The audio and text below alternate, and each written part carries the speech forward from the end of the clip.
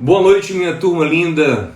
Estamos ao vivo para a nossa live especial de terça-feira do nosso projeto, o Renovamente, buscando tratar dos assuntos mais importantes para o nosso coração, à luz da palavra de Deus.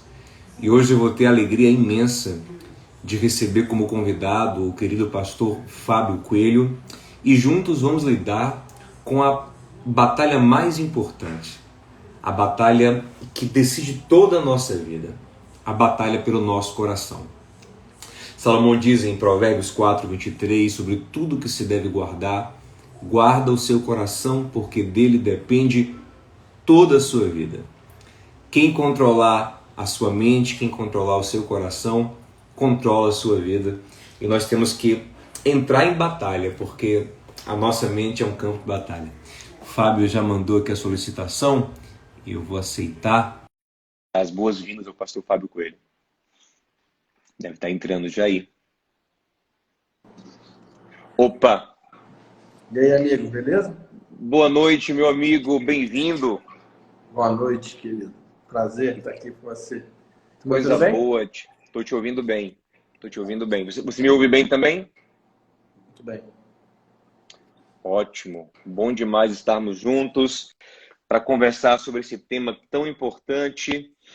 É um tema, pastor Fábio, que eu tenho desenvolvido já há algum tempo, trabalhado nesse tema, e você escreveu um livro recentemente, que tem toda uma parte do livro dedicada a esse tema.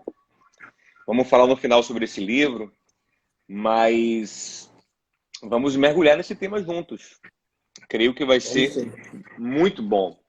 É só um prazer, querido. Vamos fazer uma introduçãozinha?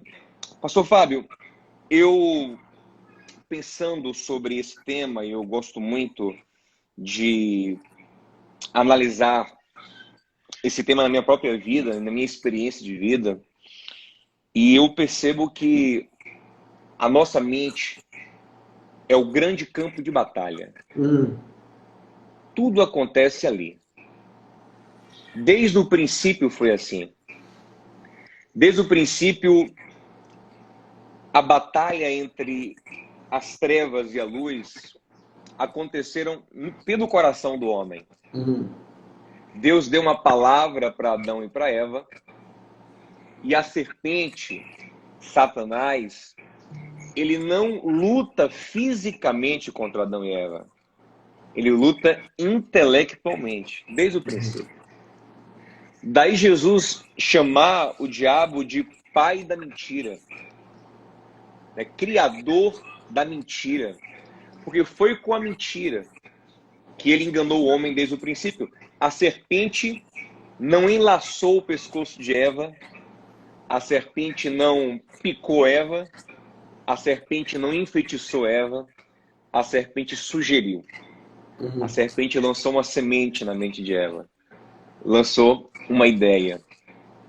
E aí quando a gente, às vezes, vai pensar a batalha espiritual, muitas vezes nós cometemos o erro de achar que a batalha espiritual ela é mais energética do que ideológica, do que filosófica. Muitas pessoas pensam que a batalha espiritual ela acontece na dimensão do receba um poder. Parece uma luta do Street Fighter. Você dá um Hadouken no diabo, o diabo manda também lá o seu poder. Uma batalha para ficar mais moderno, uma batalha do Dragon Ball Z. Você carrega a sua energia e joga o poder no diabo, ele joga o poder contra você. Mas é interessante, quando Paulo fala ali em Efésios capítulo 6 sobre a armadura de Deus, você não vê falando de sapato de fogo, de olho de fogo, de mão de fogo. A gente cria esses mitos, né? Ele fala de uma armadura mental, um caráter forte.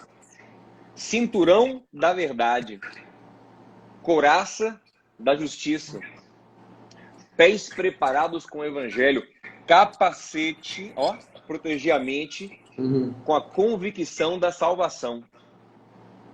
E a única arma de ataque é a espada do Espírito.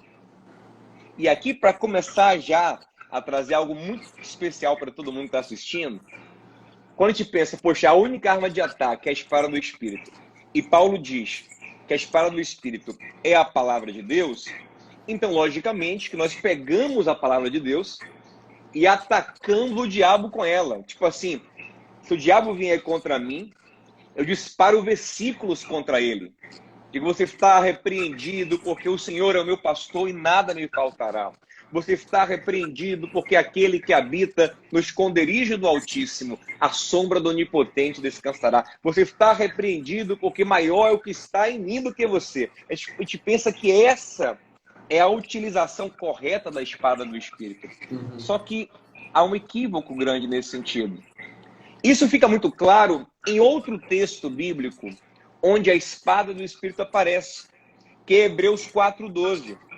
Lá em Hebreus 4:12 diz assim: a palavra de Deus é viva e eficaz, mais afiada do que qualquer espada de 2 gumes. Ela penetra até o ponto de dividir a alma e o espírito, as juntas e as medulas, para julgar os pensamentos e as intenções do coração.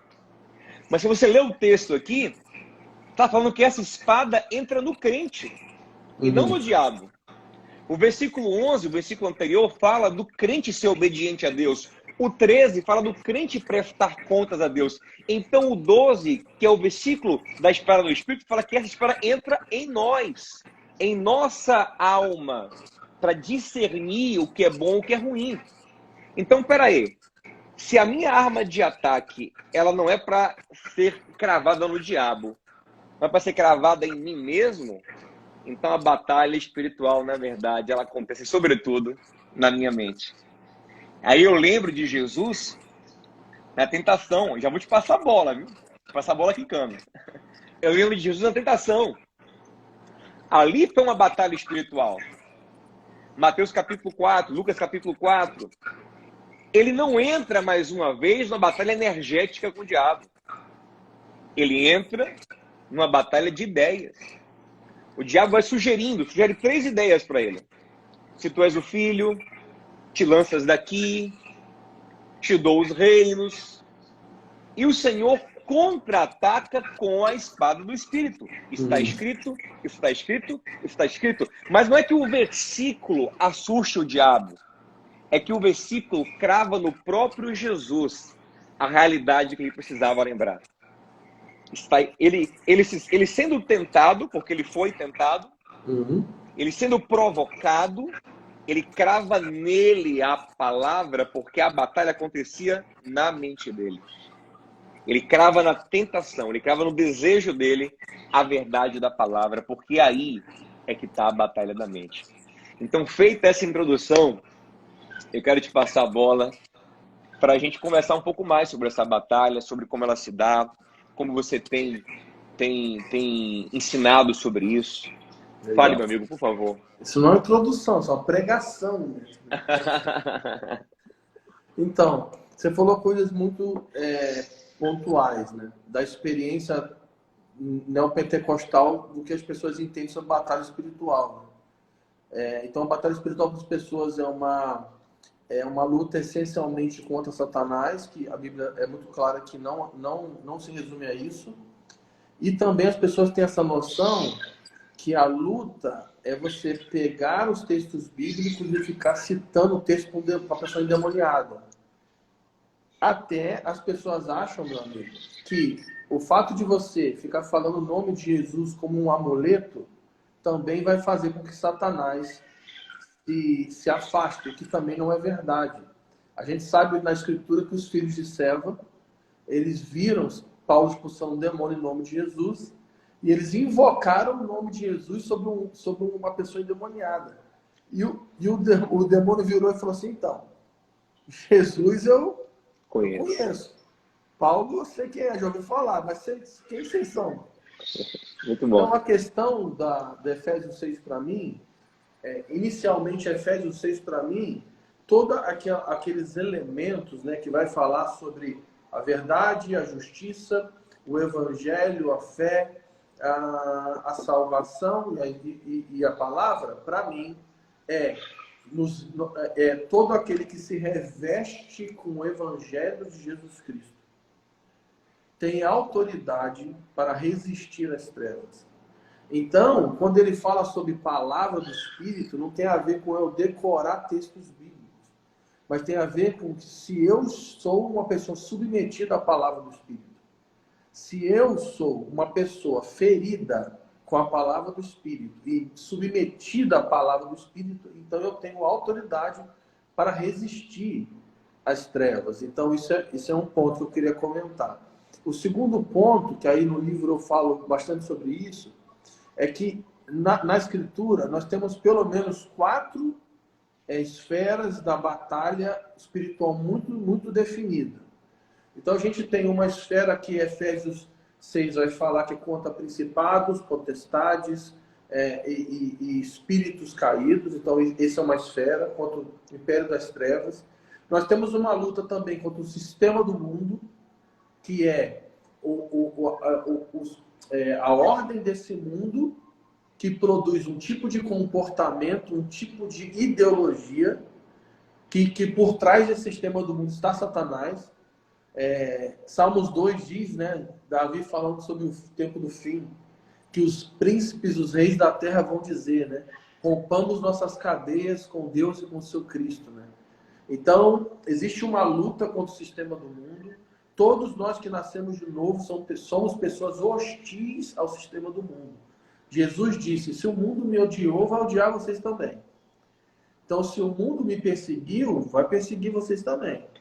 Então, o mundo trará ideias que nos constrangerão, que tentarão nos apertar, nos angustiar, nos colocar contra a parede. Então, nós temos que lutar contra essas ideias, contra essa ideologia anticristã, a ideologia do anticristo que já atua no mundo desde sempre, não é isso? O sistema do mundo produz uma cultura anti-Deus, e todo aquele que é submetido à palavra do Espírito é um agente hostil dentro do sistema do mundo. Logo, todo aquele que nasceu do Espírito vai ser hostilizado, perseguido e difamado no mundo. Jesus prometeu isso para nós. Aleluia.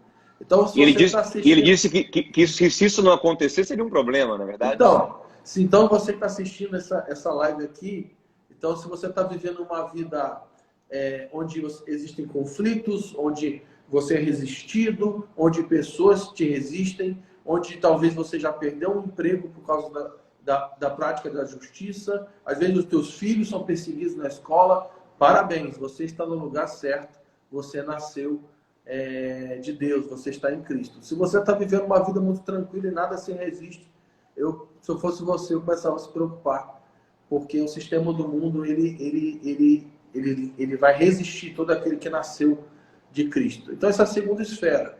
A terceira esfera, talvez a menos falada, é que Gálatas 5 vai dizer que todos nós, todos os dias, temos uma luta dentro de nós, entre o espírito e a carne.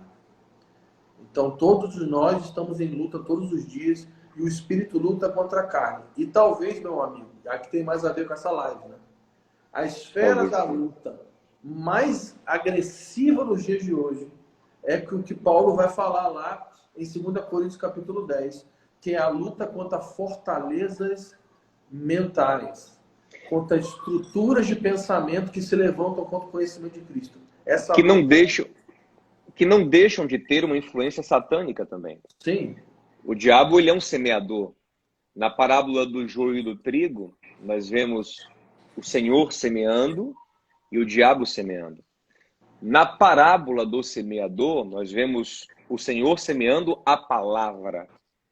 Se vamos fazer uma analogia, se o Senhor semeia a sua palavra, o diabo também semeia a sua palavra. E assim como a palavra de Deus dá frutos na mente e no coração, a palavra do diabo dá frutos na mente e no coração.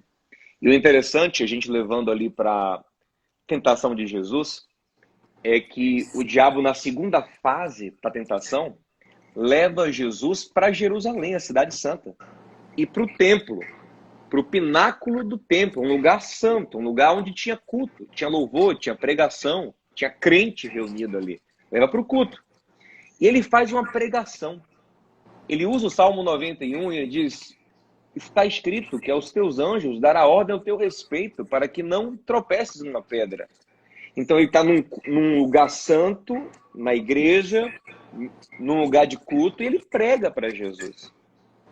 Então a gente tem que ficar ligado, porque o diabo também tem a sua pregação. E muitas vezes a pregação do diabo acontece também em ambientes de fé. Com certeza. A pregação do diabo acontece em cima de um púlpito. A pregação do diabo acontece dentro de uma igreja, como aconteceu ali.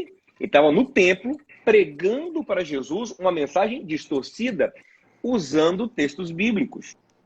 Então, lógico, a batalha depois contra o pecado é nossa. É nós contra a nossa natureza humana, carnal, caída. Entretanto, há uma semeadura. Há uma ideia semeada.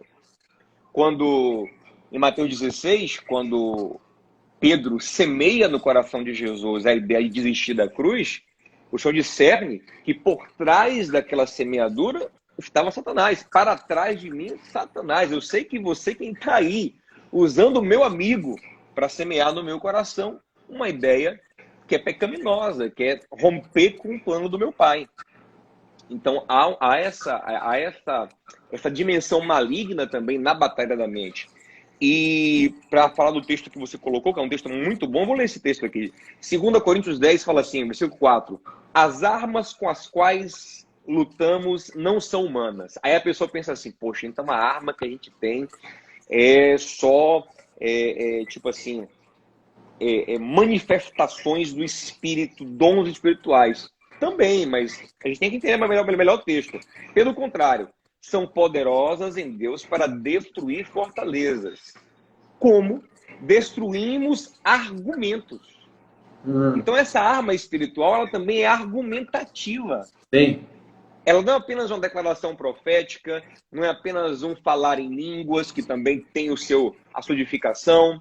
Ela é argumentativa, ela é convincente. Ela entra num debate e ela convence. Destruímos os argumentos. E toda a pretensão que se levanta contra o conhecimento de Deus. E levamos cativo todo pensamento para torná-lo obediente a Cristo. Então, a arma espiritual também é uma ideia tão boa, tão forte, tão convincente, que destrói a mentira do diabo e faz aquele pensamento antes duvidoso, antes incrédulo, antes inseguro, ficar agora firmado, cativo na obediência do Senhor. É a espada do Espírito, que vai lá no fundo e corta o pensamento. Mas vamos lá. Tem duas palavras aqui nesse texto que são muito fortes para mim. Primeiro, ele está dizendo o seguinte, que ele vai lutar contra fortalezas. Então, primeira coisa, Paulo não está lutando contra o diabo aqui, e ele não está lutando contra pessoas. Ele está lutando contra duas coisas. Aí ele vai falar, o que são essas fortalezas, essas estruturas mentais? Elas são fundamentadas em duas palavras aqui, que ele vai chamar de sofismas, que algumas versões chamam de falsos argumentos, e a segunda palavra é altivez. Interessantíssimo. Então, são dois fundamentos da estrutura das fortalezas mentais. O que fundamenta as fortalezas mentais? Que Paulo está dizendo que vai lutar. E ele não está falando de Satanás, de diabo, de capeta, ele não está falando de pessoas, ele está falando de pensamentos. Então, o que sustenta esse falso pensamento? Falsos argumentos e altivez. E aí, para a gente entender um pouco o contexto, a gente tem que pegar um pouco a história de Coríntios. Eu vou ler vou citar um outro versículo aqui que fica em 1 Coríntios 4,15 para a gente pegar uma linha de raciocínio. Aí você vai comentando com nós aí também. 1 Coríntios 4,15 diz assim: porque ainda que vocês tenham 10.000 instrutores em Cristo, não tendes, contudo, muitos pais. Ponto. Pois pelo Evangelho eu mesmo vos gerei em Cristo. Então vamos lá. Qual que é o início da igreja de Corinto? Paulo, como pai espiritual dessa cidade, gerou essa casa, essa comunidade de fé, por meio do Evangelho. E lembrando que o Evangelho, ele não é um vento, não é um sopro. O Evangelho é uma mensagem que produz uma maneira de pensar e uma maneira de viver. Então, o Evangelho é uma mensagem. Não é só uma energia. Não. Não é só uma sensação, É porque as é uma pessoas forma pegam de aquele pensar. texto, aquelas pessoas pegam o texto que fala que o evangelho é poder de Deus, né? Sim, o evangelho é o poder de Deus, mas é a mensagem do evangelho que revela o poder de Deus que liberta os cativos. Então, o evangelho é uma mensagem que foi falada, que foi pensada e que foi recebida no coração e nas mentes das pessoas. Paulo está dizendo que gerou essa igreja no evangelho. Por que hoje em dia, você sabe, aí no Nordeste, aqui no Sudeste também, todo mundo quer falar de paternidade espiritual, né? Que virou uma moda, paternidade espiritual. Mas o que é paternidade espiritual para Paulo? Ele está dizendo o seguinte, ó, vocês não têm muitos pais, mas eu sou pai de vocês, porque gerei essa casa por meio do evangelho. Então, o evangelho é o fundamento da edificação dessa casa de Corinto. Por quê? Porque o evangelho é a mensagem de Jesus Cristo. Aí, o que vai dar? Quando a gente vai ler a primeira carta de Coríntios, a gente vai ver que a igreja começa bem, tinha todos os dons, mas Paulo vai dizer que ela era carnal. E aí, Paulo começa a exortar ela de todo tipo. Problema de imoralidade sexual, divisão, egoísmo, falta de alinhamento teológico, uma bagunça no que se refere aos dons espirituais. Ou seja, eles começaram sendo edificados pelo Evangelho e foram se desviando. Aí, lá no 2 Coríntios, Paulo está dizendo o seguinte, eu vou lutar contra vocês, porque vocês não são mais a igreja que eu edifiquei no início. Então, pelo que Paulo está lutando? Paulo está lutando pelo conhecimento de Deus. Porque ele está dizendo que as fortalezas se levantam contra o conhecimento de Deus. Então, Paulo está lutando pela mensagem do Evangelho. Porque, como você disse muito bem, meu amigo, o anticristo, o espírito do anticristo já opera no mundo e o espírito do anticristo já produz um falso evangelho. Se o Cristo tem o evangelho, o anticristo, ele tem o falso evangelho. E o falso evangelho aqui, meu amigo, está dentro da igreja de Corinto. Dentro da igreja de Corinto haviam argumentos, sofismas. E essa palavra sofisma aqui é lógicos, né? Que é o quê? É um raciocínio equivocado com base na lógica. Então, é um raciocínio anti-Deus, pensamentos que são anti-Deus, mas é baseado na lógica humana. E a segunda coisa que sustenta as fortalezas é o quê? A altivez. Então, eu contei essa história toda porque em tempos de batalha espiritual, sim, nós vamos ter que resistir a Satanás. Nós vamos ter que resistir à carne e nós vamos ter que suportar a perseguição do sistema do mundo. Mas existe uma luta interna, meu amigo, dentro da igreja. Que Paulo está lutando dentro da igreja. Ele está lutando contra o falso evangelho que é baseado em falsos sofismas e altivez e arrogância dentro da igreja. E ele está dizendo, eu vou lutar. Porque tudo que se levanta contra o conhecimento de Deus, eu vou derrubar. Então, fez sentido o que eu falei? Muito, muito. E quando você fala desse ponto da altivez, eu acho que ela merece um destaque, trazendo aplicação para os nossos corações, do coração de quem está acompanhando a gente aqui nessa live tão preciosa. De fato, se nós formos refletir, o que é que nos faz resistir à verdade? O que é que quando alguém chega para a gente e nos fala uma verdade que nos confronta, o que nos faz resistir a essa verdade, se não o nosso orgulho? Sim. Se não aquele desejo de dizer, não, eu estou certo, não vou Sim. reconhecer o erro, não vou dar meu braço a torcer. Não é verdade?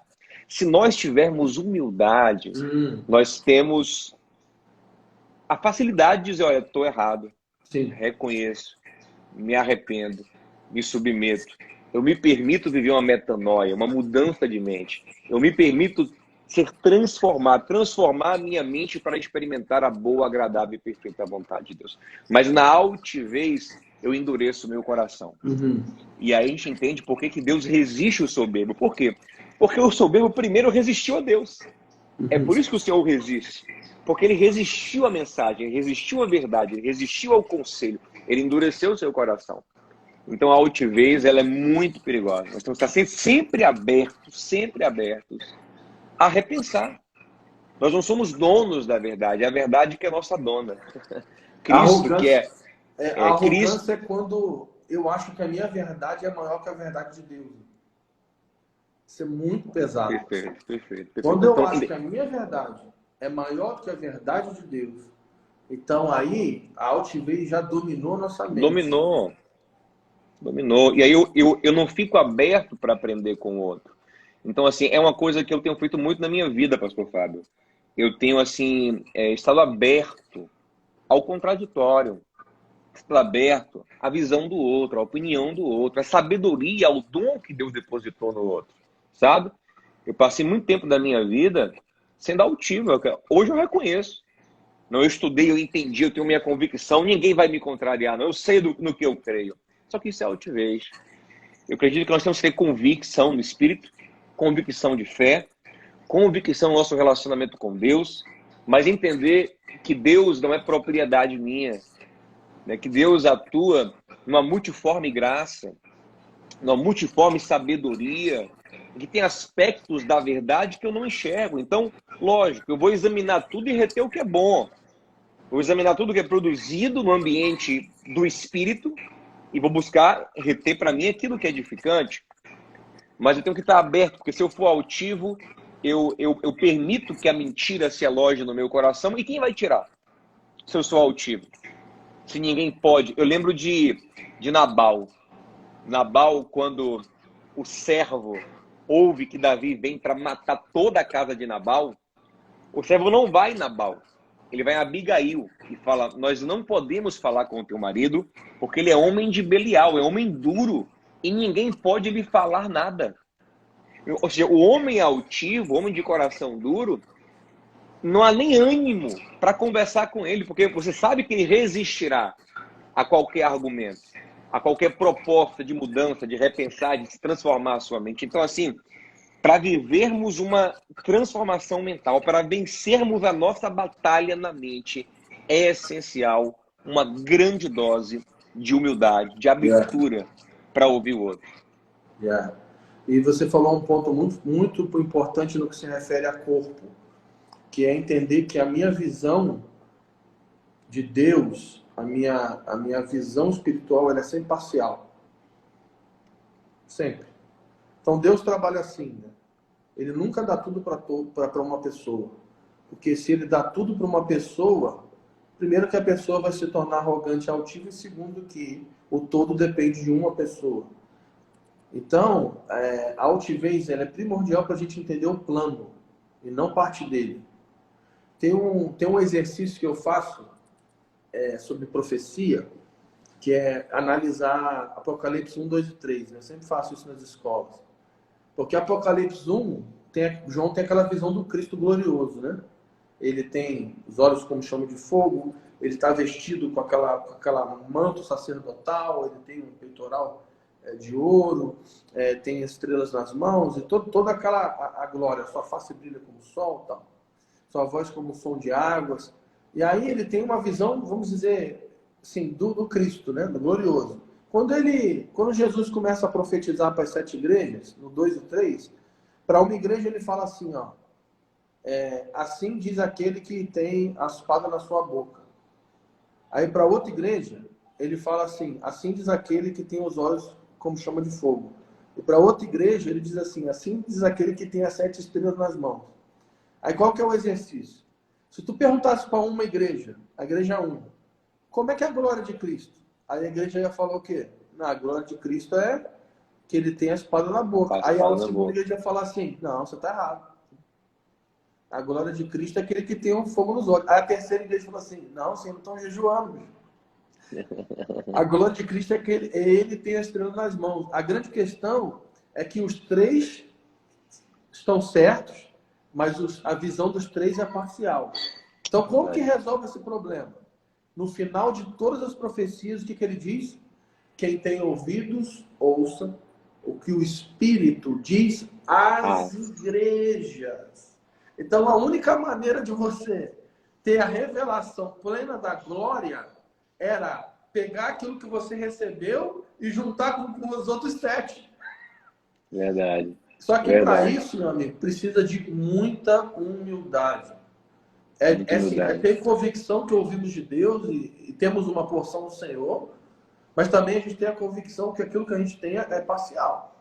Agora, vou colocar você numa sinuca de bico, meu amigo. Se prepare aí. Sinuca de bico agora. Meu Deus. Nós agora estamos diante de um dilema. Nós dois criamos um dilema aqui. Porque nós começamos dizendo que nós precisamos ficar atentos aos sofismas e às mentiras.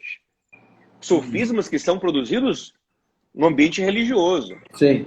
Mentiras que são produzidas dentro da igreja. Mas agora estamos dizendo também que temos que aprender com aquele que tem uma visão diferente.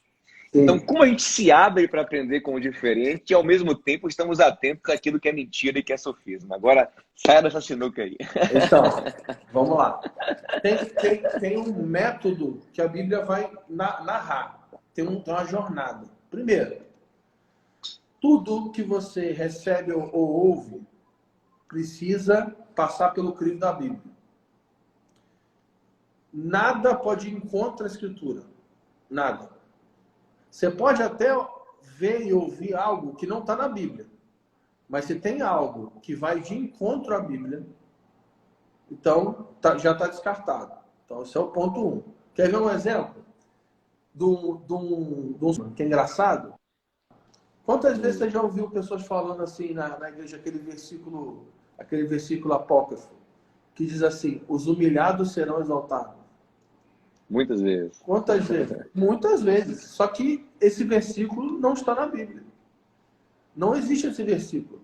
O que está na Bíblia é, os humildes serão exaltados. É totalmente diferente.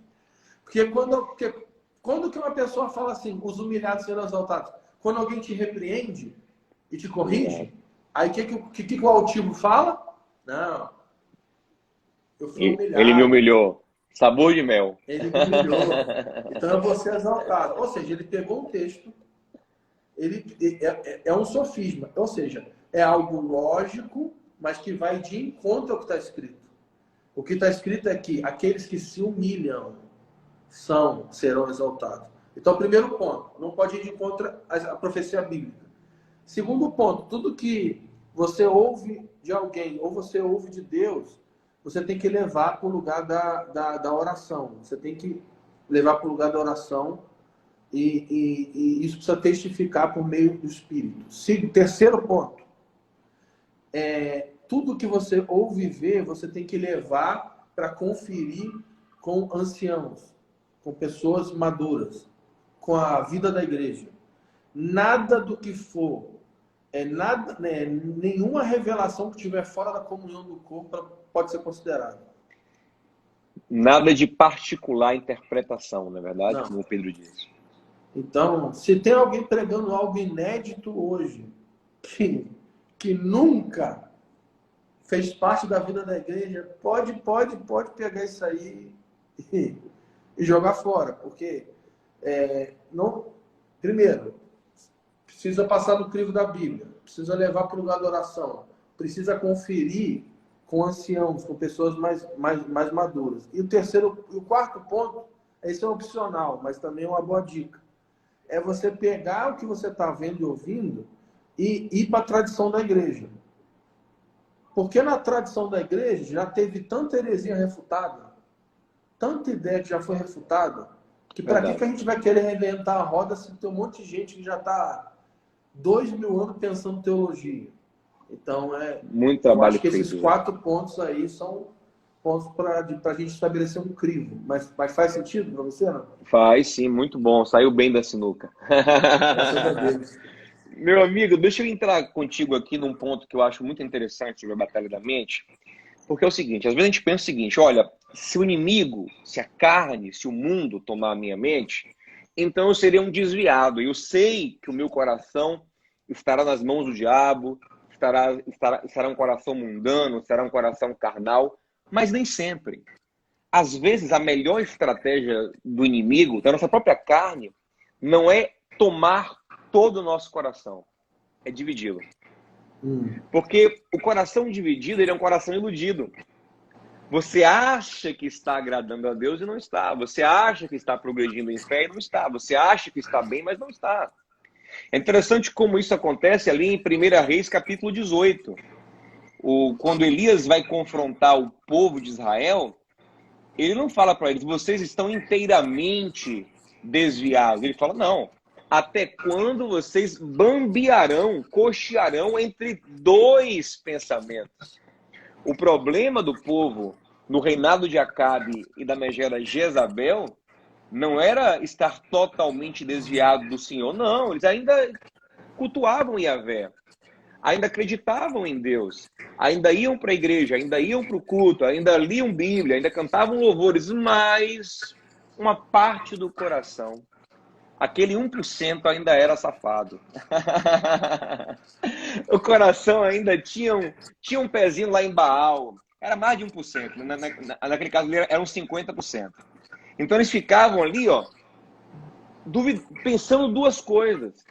E isso é muito perigoso, porque isso gera uma inconstância na fé. Olha o que Tiago fala em Tiago 1,7. Ele fala assim, ó. Primeiro ele fala sobre pedir a Deus. Ele fala que aquele que pede duvidando, ele não recebe. Por quê? Não pense tal pessoa que receberá coisa alguma do Senhor, pois tem a mente dividida e é instável em tudo que faz.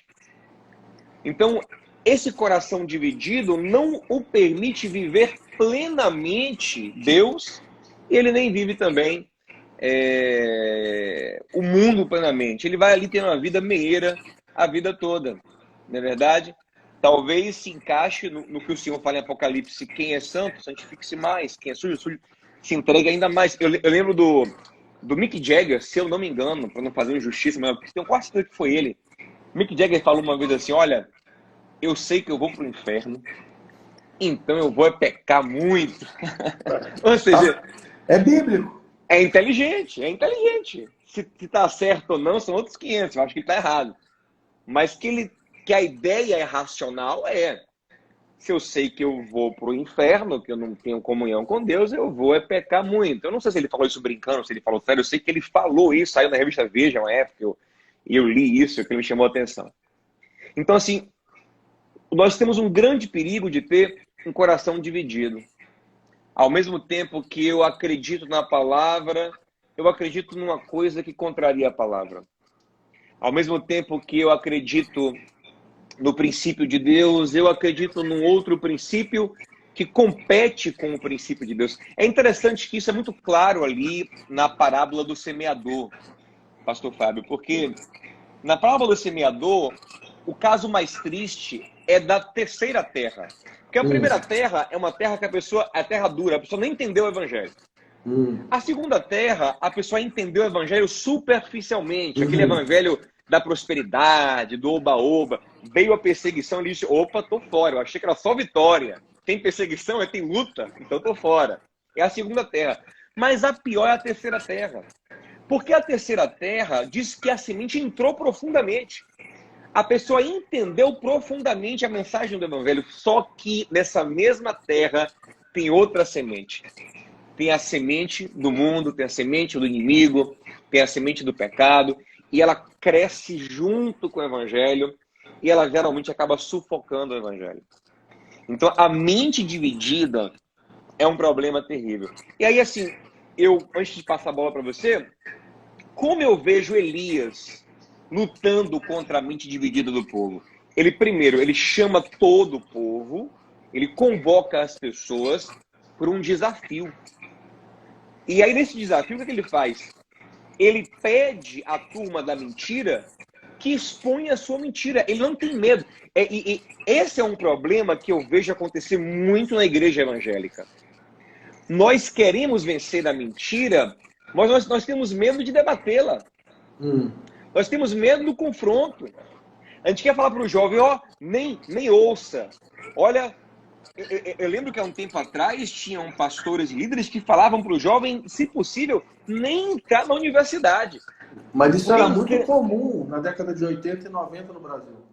entrando na universidade, seriam expostos a ideias que destruiriam a sua fé. E até hoje, tem pessoa que fala, olha, não leia tal livro, não ouça tal pessoa. É aquele medo, quando na verdade, essa não é a forma de vencer a mentira. A forma de vencer a mentira é mostrar uma verdade tão poderosa que responde à mentira. Uma luz tão forte que dispersa as trevas. E é isso que Elias faz. Elias não fala assim, gente, não ouçam mais profetas de Baal, não. Eu falo assim, gente, vamos ouvi-los. Falem primeiro. E eles vão lá e fazem as oferendas e tentam invocar Baal, tentam provar, tentam convencer de que Baal é Deus. De manhã até meio-dia. E Elias ali esperando. E eles se cortam todo e tal, porque a mentira, ela é assim, ela é complexa. Ela é feita de parafernalhas e tal, e nada. Quando eles já expuseram bastante a mentira, então Elias fala, ei, minha vez agora, deixa eu falar agora. Elias então se apresenta, e de maneira muito simples e muito rápida, numa oração muito simples, ele fala assim, Deus, mostra que tu és Deus. E segundos de verdade poderosa destrói horas de mentira de forma que depois daquele confronto, daquele debate entre a mentira e a verdade, o povo cai de joelhos e o coração agora não está mais dividido. O povo agora tem o coração inteiro no Senhor, declarando, só o Senhor é Deus. Só o Senhor é Deus. Então a forma da gente vencer a mentira, ao meu ver, não é ocultá-la, não é escondê-la, é expor. O que está se dizendo aí? Está se dizendo isso, vamos examinar à luz da palavra, vamos debater, vamos conversar, vamos para o debate público, para o debate acadêmico, para o debate teológico, para o debate cidadão, para o debate dentro de casa, vamos conversar. É isso que eu gosto de fazer.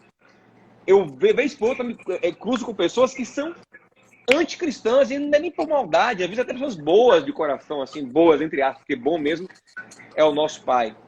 Mas pessoas que bem intencionadas, o que eu digo a elas? Exponha, fale, contra-argumente, e eu vou tentar trazer o meu argumento. Porque a nossa arma é espiritual para destruir argumento. Mas como eu vou destruir um argumento que eu não conheço? Que não é exposto? Que é ocultado? Não é verdade? Fala um pouco sobre isso, meu amigo.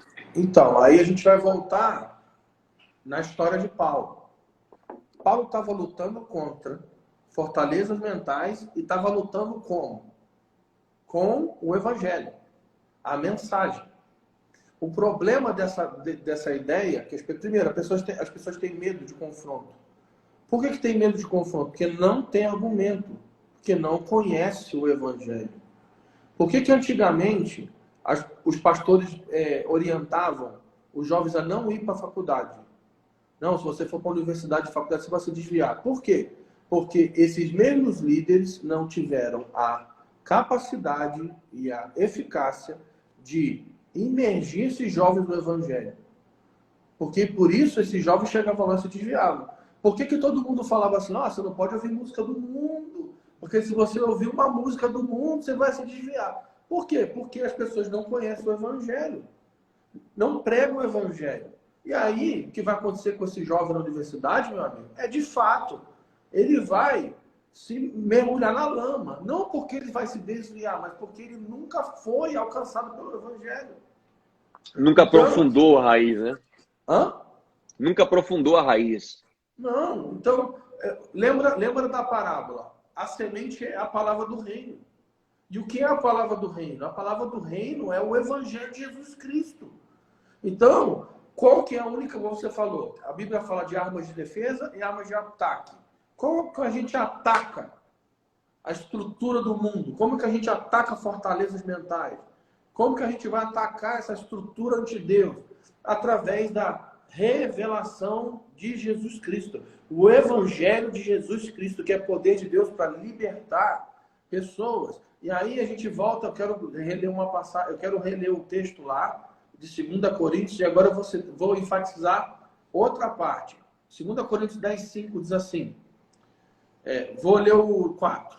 Porque as armas da nossa milícia não são carnais, e sim poderosas em Deus para destruir fortalezas, anulando em nós sofismas e toda altivez que se levanta contra o conhecimento de Deus. Agora, e nos levando cativo, todo pensamento à obediência de Cristo. Então as pessoas precisam entender o seguinte, que todo aquele que recebeu o Evangelho foi arrancado da escravidão, do cativeiro do império das trevas e foi transportado para o cativeiro da obediência de Cristo. Você foi tirado de um cativeiro e foi lançado em outro. Então, o problema é que as pessoas...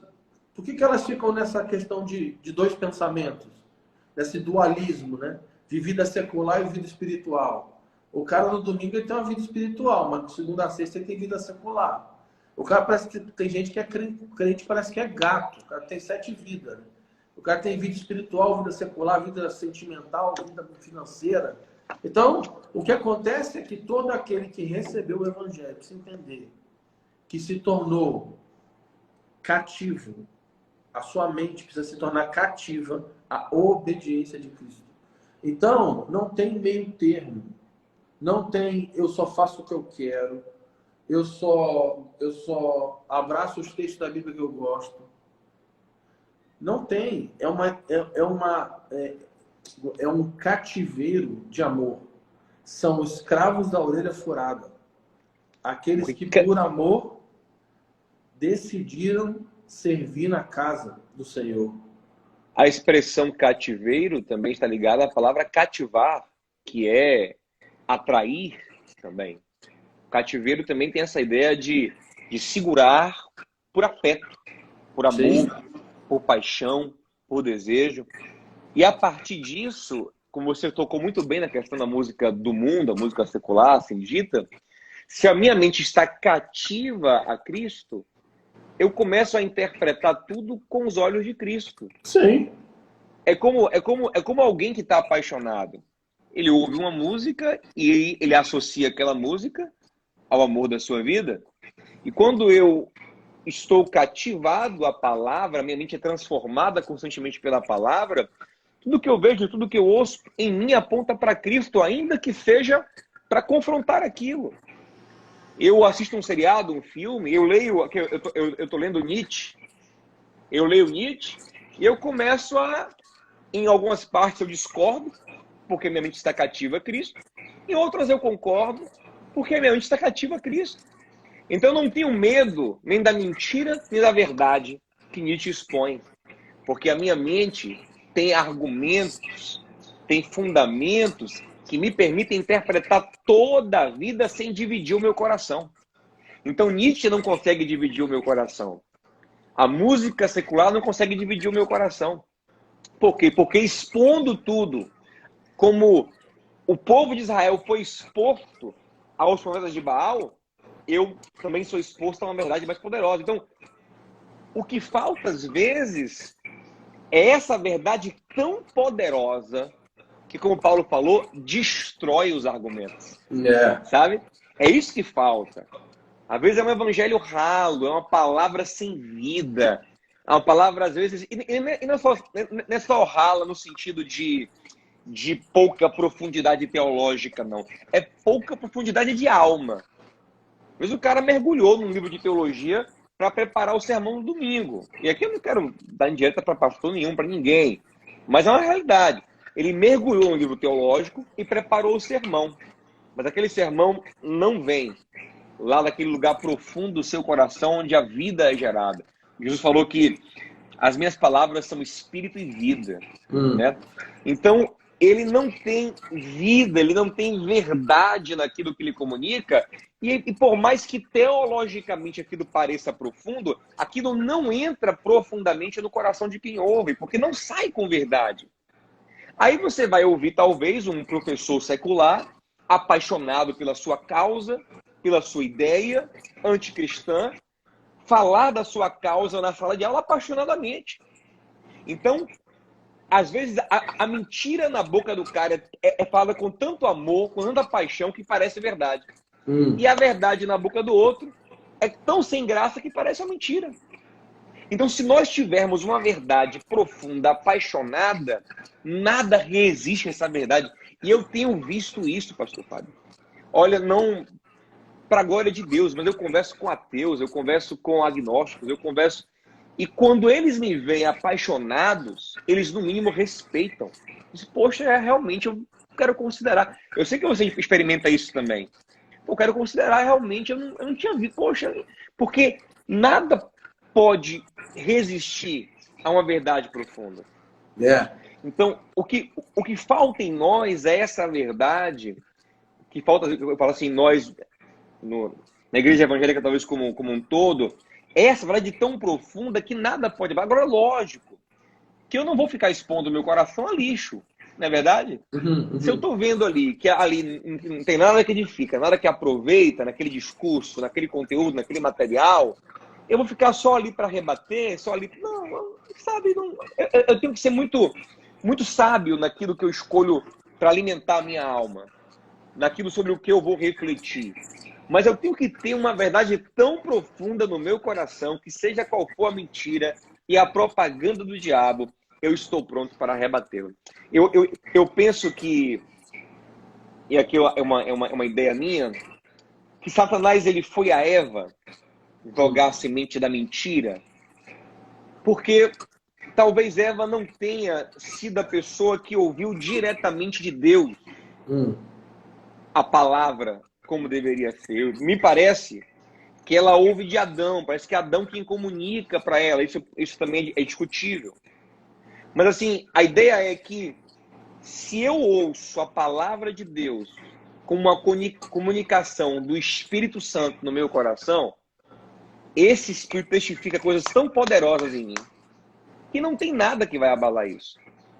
Mas se eu sou uma pessoa que vai ouvindo só a palavra terceirizada, e nada contra a pregação, nada contra o ensino bíblico, pelo contrário, tudo a favor, mas se essa palavra não vira uma verdade profunda dentro de mim, que eu carrego como algo identitário, então eu sou fraco. Então aí acontece aquilo que Paulo fala de ser levado por ventos de doutrinas.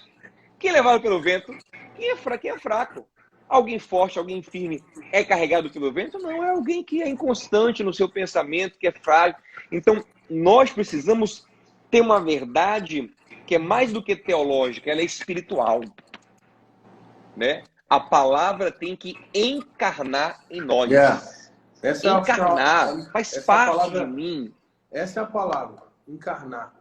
Se o que eu estou falando não está encarnado em mim, se o que eu estou falando não feriu o meu coração, essa espada não feriu a minha vida, então eu não estou vivendo uma vida submetida ao Evangelho.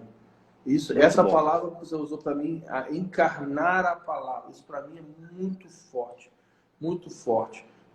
E aí eu queria ler um outro texto aqui, em 2 Coríntios 4:4, que diz o seguinte: o Deus desse século, ou desse mundo, cegou o entendimento dos incrédulos. Lembrando que incrédulo não é alguém que não crê em nada. Incrédulo é alguém que crê errado. Porque ele cegou o entendimento dos incrédulos, para que não lhe respondesse a luz do evangelho da glória de Cristo, qual é a imagem de Deus. Aí, no versículo 5, Paulo vai dar a solução. Como que nós vamos lutar para quebrar a operação de Satanás no entendimento das pessoas? Aí no versículo 5 ele diz: porque não pregamos a nós mesmos. Olha que forte. Nós não falamos de nós mesmos. Eu não falo das minhas convicções pessoais, eu não falo da minha ideologia, eu não falo da minha história de vida, da minha experiência familiar. Então, nós não pregamos a nós mesmos, mas a Cristo Jesus como Senhor e a nós mesmos como servos, por amor de Jesus. Então, a única coisa, meu amigo, que a gente tem para fazer hoje, dentro da igreja e fora dela, que vai quebrar, que vai refutar, destruir essas fortalezas, esses sofismas, é a pregação acerca de Jesus Cristo. Então, isso é a pregação do Evangelho de Jesus. Vai liberar, ativar, manifestar poder de Deus para quebrar as obras das trevas que estão por trás da maneira de pensar desse mundo. E essa maneira de pensar não está apenas operando no mundo secular, mas também está operando dentro da religião evangélica, dentro da religião católica, dentro de todos os segmentos cristãos. Existem sofismas, altivez, que sustentam fortalezas mentais que se levantam contra Deus. Então, se você é líder e pastor, está ouvindo isso aí, eu sugiro que você comece a evangelizar a igreja que você lidera. Muito forte. Evangelize os evangélicos. E evangelize todos que estão ao seu redor. Porque o evangelho é poder de Deus. É impressionante como a pessoa de Jesus e a sua mensagem, ela é poderosa. Eu lembro que eu tinha uma professora no curso de Direito que ela queria ser ateia, mas ela não conseguia. Ela falava assim: Diogo, sabe por que eu não consigo ser ateia?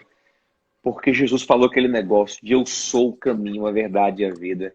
E, poxa, um cara daquele, ele não pode ser maluco. Pra que ele falou isso? Ele falou isso mexe comigo, eu acredito nele. Ele realmente é aquilo que ele falava. Então, Jesus, ele encarnou a verdade, ele encarnou a ideia de Deus. Ele provou com a sua vida, com seus atos, com a sua obra, que ele é. É impossível você olhar para Jesus e não mexer com você. E aquilo não lhe comunicar algo muito profundo. Então, quando nós, como você falou bem, encarnamos essa palavra e deixamos que Jesus seja uma verdade dentro de nós, isso mexe, isso no mínimo faz a pessoa repensar. Não é verdade?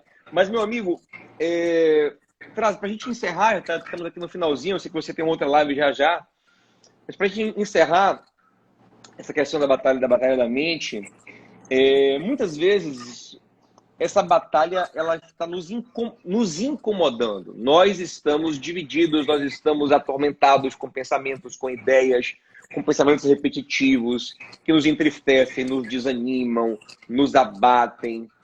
E aí, qual o seu conselho para essas pessoas que estão hoje perturbadas, atormentadas, com pensamentos de desânimo, de fracasso, de incredulidade, de pecado?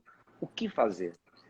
Sim, eu vou citar aqui uma passagem em Efésios capítulo 5 que responde isso que você me perguntou. Efésios 5, versículo 18. Mas antes de ler, vou dar contexto. Por que eu vou ler essa passagem? Gálatas 5, Paulo vai dizer sobre a batalha do espírito e da carne. E aí ele fala o seguinte, que a carne milita contra o espírito e todos nós estamos submetidos a isso. O homem mais espiritual, o maior evangelista do mundo, o pastor mais ungido do Brasil, ele passa por luta. Todos os crentes passam por luta. A mente dele é afetada também. Todos são sob luta. Só que o que Paulo fala é o seguinte, aquele que é guiado pelo Espírito, ele vence a carne. Então, aquele que é guiado pelo Espírito, ele apaga, ele mortifica a carne. E a carne está relacionada às nossas intenções, nossos sentimentos e nossos pensamentos também. Então, como que nós vamos fazer para que o Espírito nos guie? Como que faz para ser cheio do Espírito Santo? Aí eu vou para Efésios 5, Paulo vai ensinar como é que faz para ser cheio do Espírito. Ele diz o seguinte, versículo 18, Efésios 5, 18. Não vos embriagueis com vinho, ou com óleo de dissolução, mas enchei-vos do Espírito. Como? Né? Aí ele vai falar, falando entre vós em salmos, louvando o Senhor de todo o coração, cantando hinos espirituais, dando graças por tudo a Deus e Pai, em nome do nosso Senhor Jesus Cristo. Então, a primeira parte, como que faz para ser cheio do Espírito Santo é tendo devoção a Deus. Então, tendo uma vida de devoção. adorando a Ele, louvando a Ele, meditando na sua palavra, é voltado para Ele. Essa é a primeira parte. E a segunda parte, que é a parte que ninguém fala, de como que faz para ser cheio do Espírito Santo. Versículo 21. Sujeitando-vos uns aos outros no temor de Cristo. Paulo ensina como que a gente abre nossa vida para ser cheio do Espírito Santo, para ser guiado pelo Espírito, para ter a nossa mente iluminada pelo Espírito, tendo uma vida de devoção a Ele e nos submetendo a Deus em devoção e nos submetendo ao corpo. Muito bom. Submetendo a pastoreio, discipulado, disciplina, correção, nos submetendo ao ensino, à doutrina da igreja, à comunhão dos santos. É assim que todos nós vamos ser cheios do Espírito Santo. E aí, se somos cheios do Espírito, o Espírito apaga, mortifica a carne em nós.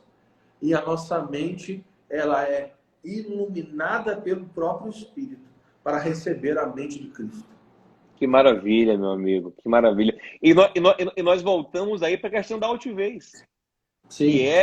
Que é a estrutura maligna em nós que nos impede de ser transformados, que é fortaleza mental que impede a palavra de entrar, para a gente submeter uns aos outros, abrir o coração um com o outro, ser exortado, ouvir a palavra de correção.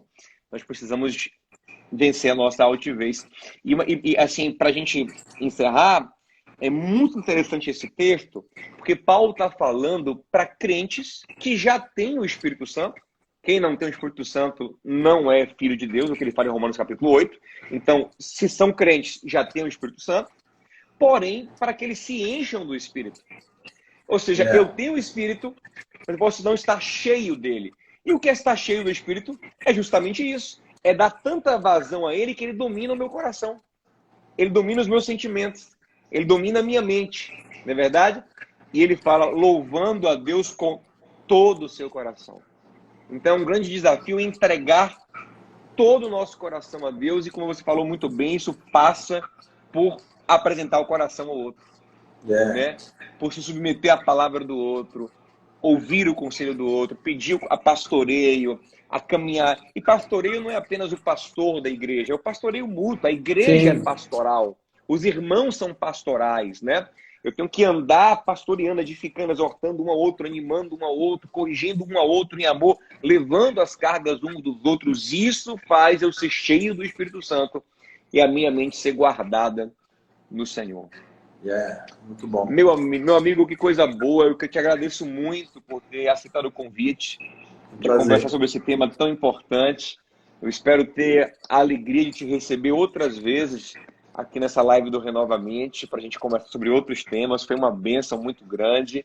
Se tiver aí nessa live aí uma quantidade boa de comentários, eu vou convidar o pastor Fábio de novo. Like, comentário, compartilhamento. Senta o dedo aí no comentário. Like, comentário, compartilhamento, para eu ver que realmente vocês gostaram, para a gente ter a alegria de receber o pastor Fábio de novo. E quando voltar a Salvador, já está prometida um catado de caranguejo. É um prato especial que a minha família aqui faz. Aleluia. Você vai comer, vai ter a muqueca no restaurante e o catado aqui em casa comigo, né? Pra gente glorificar muito a Deus juntos. Aleluia. Meu amigo, muito obrado. Sim, que o seu livro, mostra o seu livro. O livro tá aí fácil? Mostra o livro antes de ir. Um livro que tem tanto conteúdo sobre esse tema maravilhoso. Aqui, ó, Princípios da Batalha Espiritual. Princípios da Batalha Espiritual. Editora Dizescope. Então, do Dizescope. Então, adquire no site do Dizescope, como é que funciona? Isso, pode entrar lá na loja Dizescope que você pode comprar o livro. Que maravilha. E tem um capítulo inteiro sobre esse tema que a gente conversou aqui na live hoje. Maravilha. Você também tem um outro livro sobre dons espirituais, não é verdade? Sim, tem um outro chamado Não Apagueis o Espírito. Não Apagueis o Espírito. Eu tenho ele aqui na minha casa. Eu tenho ele também, peraí, tá aqui. Muito bom também esse livro. Coisa maravilhosa, gente. Edificação pra gente. Coisa boa. Um Muito bom abraço. estarmos juntos, meu amigo. Os abençoe muito. Obrigado pelo Ó, convite. manda Até abraço mais. para o Saulo, para todo o Silas, para a igreja toda. É sempre bom estar com vocês, tá? Aí em Mando Salvador. sim. Vamos estar aí. Que passe logo esse tempo. Deus guarde você em sua casa. Possamos estar juntos aqui novamente. Um beijo, um abraço grande. Valeu. Gente, obrigado por ficarem conosco até aqui. Deus abençoe muito cada um de vocês. E dê uma noite maravilhosa em nome de Jesus. Obrigado pelo carinho. É sempre um prazer servir vocês aqui. Terça-feira, 20 horas, você já tem uma programação aqui para você, que são sempre lives com conteúdo muito interessante. Na próxima semana, eu vou trazer um tema muito importante. A live da próxima semana, já vou anunciar já até o tema, é lidando com a expectativa. Sabia que a expectativa pode ser muito boa, como pode ser muito ruim? Há quem diga, não cria expectativa não, ele está certo? Quando ele está certo? Quando ele está errado? Lidando com a expectativa, lidando com a esperança, que é algo muito parecido. Semana que vem, às 20 horas aqui, à luz da palavra de Deus. Gente, um beijo, obrigado por ficarem até agora. Shalom no coração de vocês.